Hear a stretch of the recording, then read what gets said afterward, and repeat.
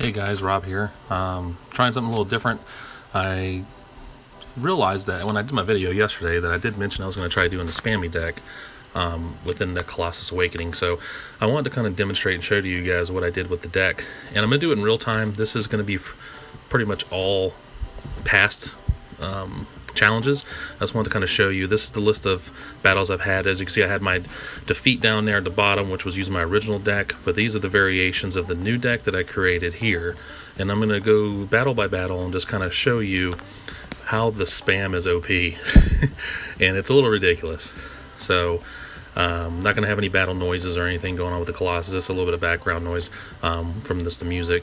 But as you can see, the tactic with the spam deck is to mix it with your low-cost aggression and blend in a little bit of the holdbacks, which would be like your freezes and things like that, but then take advantage of Reese Power, take advantage of the Magic Constructs enhancement, and just pretty much go balls to the wall crazy with just throwing down multi-coverage minions. So as you can see, I have the Ascended Archers, I have the Undead Raid, I have freeze spells, just loading them up with freeze. I have Pixie there to stop anything in that lane. And then, of course, as you can see, the Reese Power keeps coming back, and I have my Lightning Bolt to kind of clear out anything in that lane if they start to try to take control of the Colossus again. This tactic seems to be working pretty well, and you can see just the amount of volume that's going on in the other lanes. I mean, this is a very difficult managed situation for this guy. So this player's trying to do what they can to stop, but even if they somehow switch that Colossus, just look at the damage. The portal was going to be destroyed. So that was the first battle. And again, like I said, I'm doing this in real time so you guys can see I'm not just trying to BS you. I would never do that to kind of, just show the win streak. No, you can see the wins there, and I'm going line by line based off of who these people are. So I did Cherry Bite. Next one's going to be Noah. So again, this is a level 9. I believe this one was a bot because it has bot tactics. But at the end of the day, it was a battle nonetheless, so I just wanted to kind of demonstrate. So you can see the Blade Dancer's Ascended, so she does an extra 3 hits, which is good because it's going to give us the ability to dwindle down the power of that Colossus faster. Pixie, I used her there strategically. So the reason why I utilized her instead of using one of the other cards is because I wanted to stop the progression of that stupid goblin. The Alchemist is annoying because of just his group attack, just how when he throws his little alchemist bottles, it splash damages, and I was going to plan on using the archers once they became available, and as well as the skeletons. So it was a counter to what my deck is structured at the moment, so I wanted to make sure I held him off. So as you can see, the progress of this thing's pushing this player does not have a lot of aggression. That's why I'm suspicious that it was a bot. It really didn't have anything to control the flow, and as you can see, because they're so now hell-bent on that middle lane, because that's where I was putting all my focus at, you can now see my Bloodstalkers just down there just destroying the portal. They neglected that bottom lane, which tells me that's why it was a bot. So go to the next one. And the reason why I switched to the spam deck also is because I was starting to lose. My Noella was getting held back by some crazy leveled crap, and I said, you know what? Let me try the spam. And then I rewatched my video from the previous day and said, oh, I actually mentioned I was going to do a video on this. So I decided to go ahead and just record some of the previous battles I just had. And these are all back-to-back, so it's not like I played and then stopped and played and then stopped. All right, so again, I'm using the Blade Dancer. This person is using the same strategy as I am, but again, I have that lightning that clears out that lane. She's running forward, so any small stuff they decide to try to put in that lane is going to get stopped. Blade Dancer still got her hits in to take care of the Pixie, and my archers are now frozen in time, so I'm going to end up using Pixie again to freeze that. And I put Pixie back because I did not have the attack. I'm now pulling everybody away because I did not want the Valkyrie to start bringing down the Colossus. And then I'm going to be able to use my spell here to go ahead and then throw the spam down, take care of those archers, and now the archers are now covering multiple lanes now. I'm going to use the lightning to take care of that Silver Ranger on the top so the Silver Ranger doesn't try to gain ground, because I want to put the pressure on that middle lane now, because I know now that they're trying to stop that Colossus because the Colossus is now stronger. So the other lanes are now something that they have to neglect. They cannot put focus. See, but he had to stop he had to stop that construct because that construct was starting to grow. So he used his Juggernaut, which is interesting. I don't think I've ever seen that used in this game before. All right, so as you can see, just the pressure on the other lanes is just too much. Even with their Amazon there to kind of hit the stuff behind, and then the Valkyrie, just that the Colossus just got too strong. This is too much. Now we're going to move to the next one. And also I have a little Easter egg here too I'm going to show you guys. Okay, so I played this person, the "Oh Man, I'm Sorry" person twice. So after I played Murloc Gaming, I actually battled that same person again. It's the rotation you're in, so sometimes you'll face the same player multiple times. Alright, so here we go. Keep getting lucky with the Blade Dancer as a starter. I always try to throw her in the middle lane to start working, especially with the Ascension, because it just goes really fast. This person's smart because they throw the Archer, the Silver Ranger there, because they're going to get that last hit, which killed my Blade Dancer. So I'm now going to go ahead and switch to using the spam since I had the spell available. And with this tactic, I start to try to negate the possibility of them having some crazy stuff. So I really just try to take advantage of the other lanes.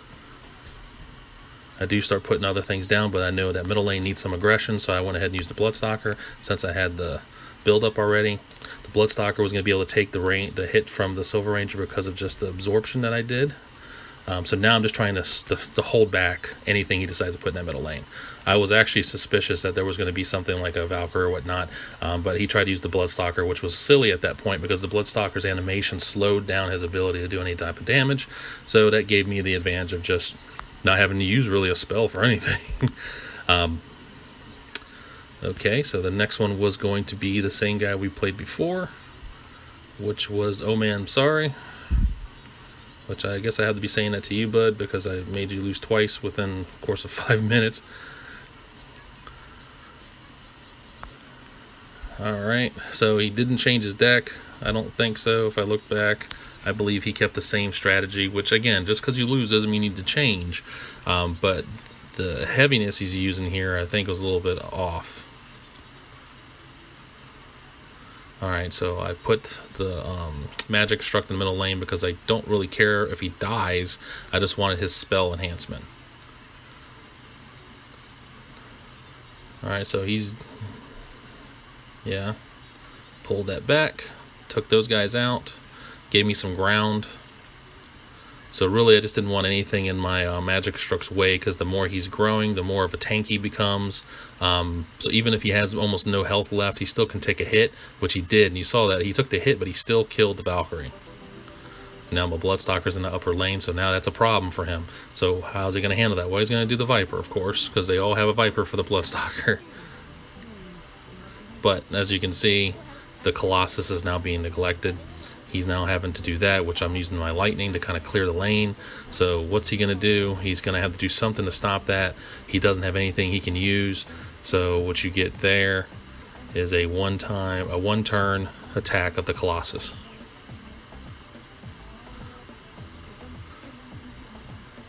So as you can see, the spam is just completely OP because you're throwing so many problems down. Now this guy is a level 11. As you can see, his deck is pretty well balanced. He utilizes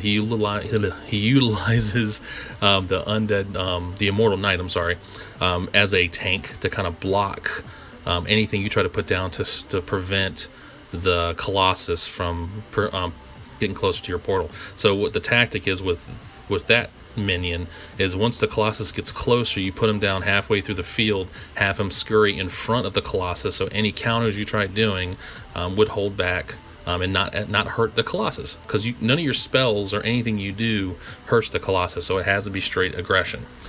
So your archers, your Amazon hits, any of that stuff.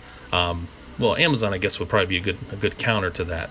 However, the likelihood of you really using an Amazon in this event is pretty slim. So you're going to use things like a Valkyrie, you're going to use things like a Hellfiend, you're going to use things like the Executioner because of just the ability of them hitting multiple units and also still hitting the Colossus. So using that is a pretty good tactic because you're now giving yourself that distance between the Colossus and the minion cards being laid down by your opponent. So he's trying to do everything he can to hold back, but I have so much of a backfield there, it was helping out.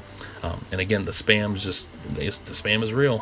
So he has these constructs, and he's probably getting frustrated at this point because his constructs is what's popping up, and it's not giving him anything he can use to control those other lanes. I just regained the control of the Colossus now, so now he doesn't have anything to defend, and because he was not focusing on the Colossus and wasting all his stuff on my other lanes, my lanes overpowered him.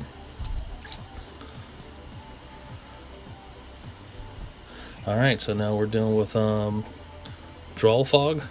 Okay. Duel Fog, I believe, was a bot. No, it was not. It was a role player. This one was a role player. I remember that one because I was curious on the tactic of using the Mana Wraith. So the Mana Wraith is a risky one to use in this event because the Mana Wraith reduces or causes additional cost on any of the cards you put down. So unless you're really, really confident that you're going to get lower cost things coming down, it's really a risky card to use in this event. It is powerful, so he does do a lot of damage to the Colossus, but he does come with a cost. Okay, so there's my Bloodstalker trying to do damage on him, and he's taking hits. As you can see, look, he's a pretty high level Mana Wraith, so he is taking these hits, and he is marching his way forward with that Colossus, so he's going to be problematic. So how can I counter that? How am I going to be able to stop that? Well, as you can just see, I used the Pixie, and he was trying the tactic with the Immortal Knight. He was going to use the Immortal Knight as a block. He was going to let the Colossus continue to push the lane, and he was going to use the Mana Wraith as pretty much the hit point, the hitter. It's kind of a cheap version of using the Abomination, which he has in his deck too. So this is a strange deck. He has not only the Mana Wraith, which increases cost, he has the Abomination and the Fire Witch.